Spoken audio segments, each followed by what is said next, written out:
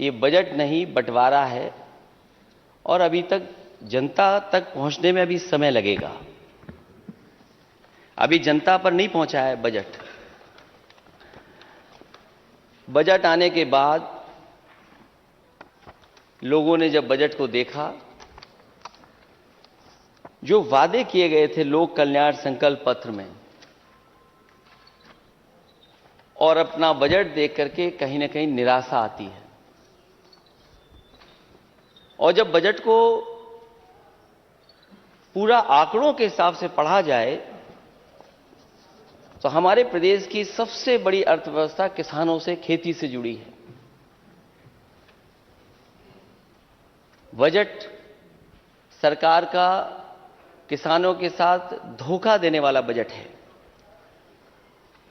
और अगर उसको हम इन्वेस्टमेंट का पढ़ें, जिसमें ये सरकार कह रही है कि पिछले इन्वेस्टमेंट मीट के तहत कई एमओयू हुए थे और एमओयू के अंदर पहले पेज पे ये कहा गया है कि 4,68,00,000 करोड़ रुपए के निवेश प्रस्तावित 4.68, और उसके बाद सरकार खुद लिख रही है इस बजट में लगभग 3 लाख करोड़ रुपए के निवेश प्रस्तावों का कार्यान्वयन विभिन्न चरणों में है। इन निवेशों में 5 लाख से अधिक रोजगार के अवसर सृजित हो रहे हैं। जो सरकार ये न बता पा रही हो कि एमओयू के बाद कहां पर बना है, कहां इन्वेस्टमेंट हुआ है। और अगर हम आंकड़ों को देखें,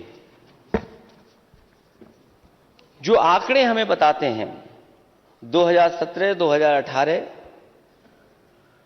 जो गैप है बजट एस्टिमेट में, वो लगभग 16% का है। 18-19 में 8%, 19-20 में 20%, 20-21 में लगभग 20%। तो एक्चुअल बजट में और ये गैप अगर दिखाई देगा तो इतना बड़ा बजट आने के बाद खर्च क्या करेंगे? इनकी कैपेसिटी है क्या विभागों की खर्च करने की? सरकार ये बताए कि क्या जो बजट पेश हुआ है वो खर्च किया जाएगा। दूसरा, जितना भी खर्च करने का विभागों के माध्यम से है, अगर हम एजुकेशन, स्पोर्ट्स, आर्ट और कल्चर में देखें, उसमें भी दिखाई देता है कि 38% का ग्रोथ गैप है। अब मेडिकल एंड पब्लिक हेल्थ में बजट तो दिखा रहे हैं बहुत ज्यादा, लेकिन जिस तरीके से माननीय मंत्री जी, माननीय सदस्य जगह जगह गए, उन्हें खुद महसूस हुई है कमी क्या नजर आ रही है। जो इंफ्रास्ट्रक्चर होना चाहिए था, चाहे वो मेडिकल कॉलेज हो, चाहे हमारे जिला अस्पताल हो, चाहे हमारे सीएससी, पीएससी हो, जो इंफ्रास्ट्रक्चर होना चाहिए वो इंफ्रास्ट्रक्चर नहीं दिखाई देता। और माननीय मंत्री जी का ही माने अगर हम, तो हर जगह कमी नजर आ रही है। केवल इंफ्रास्ट्रक्चर में नहीं, डॉक्टरों की कमी है, नर्सेस की कमी है, वार्ड बॉय की कमी है। आपके जहां तक दवाइयां मिलनी चाहिए थी, दवाइयों में भी बड़े पैमाने पे कमी दिखाई दे रही है। और यहां तक डिप्टी सीएम, विभाग के मंत्री, उन्होंने खुद जाकर के पकड़ा कि करोड़ों रुपए की दवाइयां जो एक्सपायरी डेट की थी वो दिखाई दे रही हैं। इसी तरह फैमिली वेलफेयर में, इसी तरह आगे क्या होगा वाटर सप्लाई, सैनिटेशन में, वो तो देखा जाएगा। हाउसिंग में, हाउसिंग एक तरीके से पूरी ठप पड़ी है। हाजी अध्यक्ष महोदय, आप भी उस विभाग के मंत्री रहे हैं। इतना बुरा हाल हाउसिंग सेक्टर का कभी नहीं दिखा होगा जितना भारतीय जनता पार्टी की सरकार में दिखाई दे रहा है। अर्बन डेवलपमेंट, कहां सपना दिखाया गया था कि नए सिटीज बनाए जाएंगे, और कहां रुक गए आकर के स्मार्ट सिटी बनाएंगे। और जो स्मार्ट सिटी का सपना है, उदाहरण के लिए अगर लखनऊ के जो चीजें समाजवादी सरकार में बनी हैं उनको माइनस कर दें तो आपकी स्मार्ट सिटी क्या है?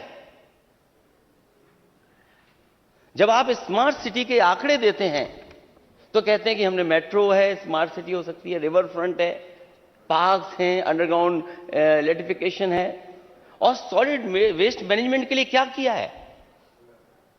आज शहरों में देख लीजिए, गंदगी गंदगी भरमार है। और मुझे याद आता है बहुत पहले प्रधानमंत्री अटल बिहारी वाजपेयी जी ने लखनऊ में सॉलिड वेस्ट मैनेजमेंट के लिए एक प्लांट लगवाया था और उनकी कोशिश थी कि इस प्लांट से बिजली बन जाए। वो बिजली बनी नहीं कभी। एक पत्रकार जब गया होगा उस प्लांट में जाकर के देखने, वहां जो कर्मचारी काम कर रहे थे उनसे पूछा कि आखिरकार इतना बड़ा प्लांट लगा है, इससे बिजली क्यों नहीं बन पा रही है? तो जो जानकार था, जो इंजीनियर था, जिससे पूछताछ हुई, उसने कहा कि जो यहां कूड़ा आ रहा है उसकी गुणवत्ता नहीं ठीक है, इसलिए बिजली नहीं बन रही। तो कूड़े की भी गुणवत्ता होगी। जो सपना दिखाया स्वच्छ भारत का, न केवल शहर में, हमारे छोटे छोटे कस्बों से लेकर के और गांव तक जिस तरीके से गंदगी फैली हुई है, उसके लिए क्या है? आप कह रहे हैं हम स्मार्टफोन बांटेंगे, क्योंकि पुरानी सरकार ने लैपटॉप दिए थे, लैपटॉप आप दे नहीं सकते इसलिए टैबलेट दे रहे हैं आप। मैं सरकार से जानना चाहता हूं कि जहां ई गवर्नेंस की तरफ जा रहे हैं आप, वो ई वेस्ट का आप क्या करेंगे? इसी तरह welfare, scheduled caste, scheduled tribes, और उसमें गिरावट दिखाई दे रही है। अगर हम पिछले आपके बजटों को देखें तो, और जो सबसे महत्वपूर्ण विभाग है बिजली विभाग, ये हमारी ग्रोथ के लिए, स्टेट की ग्रोथ के लिए सबसे महत्वपूर्ण विभाग है। जो काम जनरेशन में होना चाहिए था, जो काम ट्रांसमिशन में होना था, जो काम डिस्ट्रीब्यूशन में होना था, 5 साल सरकार क्या करती रही? और जो बैलेंस शीट बिल्कुल क्लियर हो गई थी बिजली विभाग की, आज उसके ऊपर कितना घाटा आ गया है। लेकिन जब बजट देखते हैं तो उसमें भी कोई बजट में बहुत बड़ी ग्रोथ नहीं दिखाई दे रही है। जो आपका कैपिटल इन्वेस्टमेंट होना चाहिए वो कहीं दिखाई नहीं दे रहा है। बिजली प्रोडक्शन में जितना बढ़ावा होना चाहिए था, बढ़ावा देना चाहिए था, सरकार ने कुछ नहीं दिया। जो स्पोर्ट्स में जितना फंड्स लगाने चाहिए थे, बजट दिखने को तो बजट में है स्पोर्ट्स के लिए, लेकिन आखिरकार पहुंच कहां रहा है? इसीलिए मैंने कहा कि बजट है और बंटवारा होकर के जमीन पे कहां पहुंच रहा है। हाउसिंग डिपार्टमेंट का मैं बोल चुका हूं, और डेयरी को लेकर के जहां एग्रीकल्चर सेक्टर में गिरावट हुई है इन्वेस्टमेंट की, आपके बजट को कम किया गया है। और मैं तो कहूंगा कि नेता सदन, क्योंकि आपकी बहुत जगह प्रदेशों में सरकारें होंगी, आप तुलना करिए कि एग्रीकल्चर सेक्टर में आपने कितना बजट दिया है और प्रदेशों में बजट क्या मिलता है। क्या गिरावट है कि नहीं है? डेयरी डेवलपमेंट, यह महत्वपूर्ण हमारी एग्रीकल्चर इकोनॉमी को बेहतर करने के लिए है। डेयरी के लिए क्या काम हुआ है?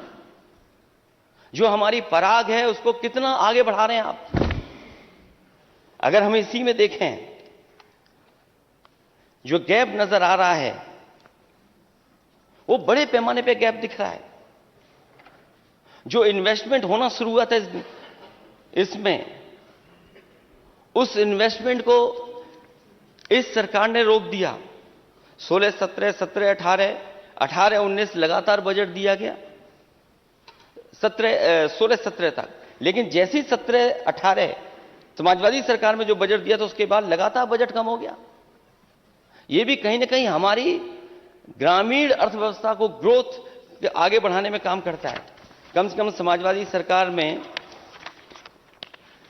जगह जगह प्लांट लगना शुरू हो गए थे। और मुझे याद है कि अमूल के बड़े अधिकारी मुझसे मिले थे आकर के। वो यूपी का मार्केट देख करके और यूपी का मिल्क प्रोडक्शन देख करके यहां पर काम शुरू करना चाहते थे। मैंने कहा कि आप पराग के सामने अगर यहां पर काम करेंगे तो हमारा पराग कहां चला जाएगा। उसी समय फैसला लिया गया कि जितना इन्वेस्टमेंट अगर अमूल करेगा उससे ज्यादा इन्वेस्टमेंट आपके पराग में होगा, जिससे पराग आपका मुकाबला कर सके अमूल जैसे बड़ी सोसाइटी का। और उसका परिणाम है कि अगर अमूल का प्लांट लखनऊ में लगाने के लिए मैंने जमीन दी चकगजरिया में, तो मैं तो कहूंगा नेता सदन ने उसका शायद उद्घाटन भी किया था। उसके बगल में पराग का वैसे का वैसा प्लांट बनाया, जिससे कि अगर अमूल अपना मार्केट में घुसेगा तो हमारे पराग को भी कहीं पछाड़ न दे, और बराबर का प्लांट उसके लगाया है। कानपुर देहात में 5 लाख लीटर प्रोक्योरमेंट का प्लांट लगाया। वाराणसी का लगना था, अब लगने जा रहा है वहां पर। मदर डेयरी का, जिस समय समाजवादी सरकार नेताजी मुख्यमंत्री थे, मदर डेयरी का 5 लाख का प्रोक्योरमेंट का प्लांट लगा था, लेकिन बीच में एक सरकार आ गई, उसने काम नहीं किया। बाद में मुझे मौका मिला, 5 लाख लीटर का वहां भी बन गया। आज उत्तर प्रदेश में सबसे ज्यादा डेयरी के क्षेत्र में और खासकर प्रोक्योरमेंट के क्षेत्र में अगर किसी ने काम करने का काम किया था तो समाजवादी सरकार ने। लेकिन बीजेपी को पता नहीं क्या हो गया।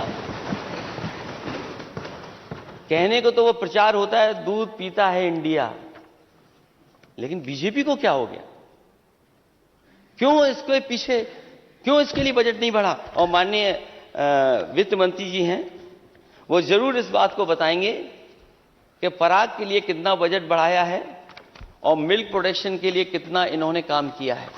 वहीं मुझे याद है कन्नौज में काऊ मिल्क प्लांट लगाया था, और मैं उस समय कहता था कि काऊ मिल्क को बढ़ावा देने के लिए अगर हमें काऊ के मिल्क का पैसा ज्यादा देना पड़ेगा तो हम देंगे उसके लिए। और ये भी मैं कहता था कि अगर हमें 4 रुपए ज्यादा देना पड़ा तब भी पर लीटर 4 रुपए ज्यादा दे करके दिखाएंगे। अगर आप गौ रक्षा कर रहे हैं, गाय मां को बचा रहे हैं, और गाय मां की संख्या नहीं बढ़ेगी, इधर आपकी गलत नीतियों की वजह से, गलत फैसलों की वजह से गाय मां की संख्या कम होती जा रही है। मैं वित्त मंत्री जी से कहूंगा कि उत्तर प्रदेश में गाय को बढ़ाने के लिए और गाय के मिल्क का प्रोडक्शन बढ़ाने के लिए क्या कोई योजना ऐसी लाएंगे जिसमें भैंस के मिल्क से जो उसका फैट कंटेंट है, क्योंकि ज्यादा होता है, लेकिन क्वालिटी गाय के दूध में बेटर है। तो क्या सरकार इस पर सोचेगी कि काऊ के दूध को खरीदने का इंतजाम करेंगे कम से कम 4 रुपए ज्यादा दे करके? क्योंकि आपका तो सबसे बड़ा बजट है। अगर सबसे बड़ा बजट है तो फिर गाय के मिल्क के लिए क्यों बजट ना हो? ये बात मुझे इसलिए याद आ गई कि नेता सदन ने कहा कि कन्नौज को भी हमने कुछ दिया है। मैं नेता सदन से कहूंगा कन्नौज की पहचान इत्र से है, गोबर से नहीं है। इसलिए मैं नेता सदन से कहूंगा वित्त मंत्री जी ने पैसा नहीं रखा है उसके लिए। हो सकता है इत्र से आपको लगाव ना हो,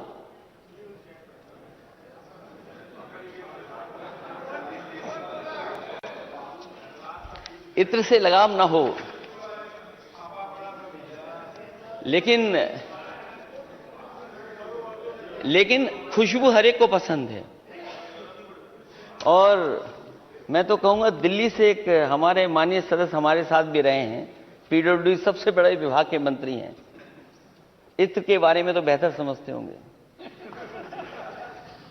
क्योंकि दुनिया में सबसे बड़ा मार्केट अगर किसी का है जो और चीजों का, तो इत्र का भी बड़ा मार्केट है। वहां पर मैं एक परफ्यूमरी पार्क बनाना चाहता था, क्योंकि ट्रेडिशनल है, चीजें ट्रेडिशनल है, बहुत हजारों साल पुराना कारोबार है वहां का। इसलिए जो बना पड़ा अधूरा परफ्यूमरी पार्क है, हमें गोबर नहीं चाहिए, हमें अपना परफ्यूमरी पार्क चाहिए। और कहीं ऐसा तो नहीं नेता सदन, आप जो गोबर वाला प्लांट देने की बात कर रहे हो बायोगैस का, वो कहीं शिलान्यास समाजवादी सरकार में तो नहीं हुआ था? कभी कभी हमारे सदस्य ये कहते हैं कि मैं ट्वीट क्यों करता हूं। चलो अच्छा है, आप ट्वीट पढ़ते हैं, इसलिए मैं आपको धन्यवाद देना चाहता हूं। ट्वीट मैं इसलिए करता हूं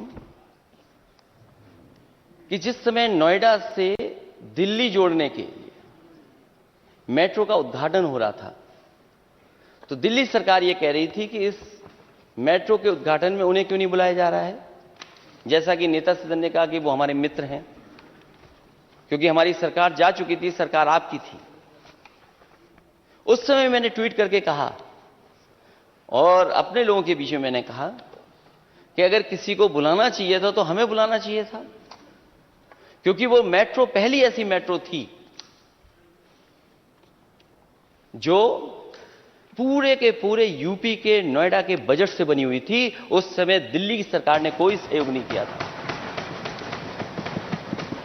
और जो लोग ट्वीट की बात कर रहे हैं, क्योंकि नेता सदन ने कभी फाइल ही नहीं देखने दी होगी उनको, तो कम से कम मैं चाहूंगा कि वो फाइल देख लें दोबारा। उस फाइल में नजर आ जाएगा कि किस सरकार की बनी हुई ये मेट्रो है। और मुझे खुशी है इस बात की कि जब वो मेट्रो का उद्घाटन हुआ तो उस उद्घाटन में अपने देश के प्रधानमंत्री जी थे और मून जे, दक्षिण कोरिया के राष्ट्रपति, नोएडा दिल्ली मेट्रो के उद्घाटन में साथ साथ बैठ करके गए थे। हमारे माननीय सदस्य, अगर वो सांड वाली फोटो गलत आ गई हो, वो हमारा त्योहार है एक, वो सांड केवल एक प्रतीक के रूप में दिखाना चाहते थे कि सांड से लोगों की जान जा रही है। वो फोटो जरूर हो सकता है वो त्योहार की आ गई हो, लेकिन ये त्योहार। और दूसरा, मिर्जापुर में सोलर प्लांट का उद्घाटन हुआ था, जिसमें कि देश के प्रधानमंत्री जी और मैक्रो जो फ्रांस के थे वो आए थे उद्घाटन में, और उद्घाटन हुआ उसका। अगर वो भी किसी परियोजना बनाई गई थी तो वो समाजवादी सरकार में थी, उसकी भी सही फोटो में लेके आए हूं अध्यक्ष महोदय।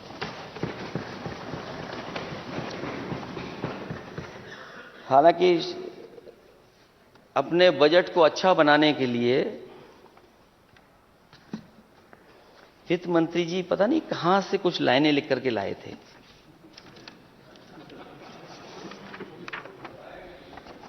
हो सकता है क्योंकि मैं बोलूंगा बाद में कुछ और मिल जाएंगी आपको। बहुत रिसर्च के बाद लाइनें लाए थे, लेकिन कुछ लोगों ने कहा कि ये कई बार ऐसा ही पढ़ते हैं बजट में। हालांकि मैं शायर नहीं हूं, ना पढ़ता हूं, ना कवि हूं मैं, लेकिन क्योंकि बजट के हिस्से में आपने कुछ लाइनें लिखी हैं अपनी बात को कहने के लिए, तो हम भी अपने अध्यक्ष महोदय आपकी अनुमति से पढ़ना चाहूंगा कुछ। जब तलक अमन और चैन नहीं आता, काम हमारा है नफरत के खिलाफत करना। मेरी पीढ़ी को एक मशाल बन के चलना है, जिसका फर्ज है इंसानियत की राह रोशन करना।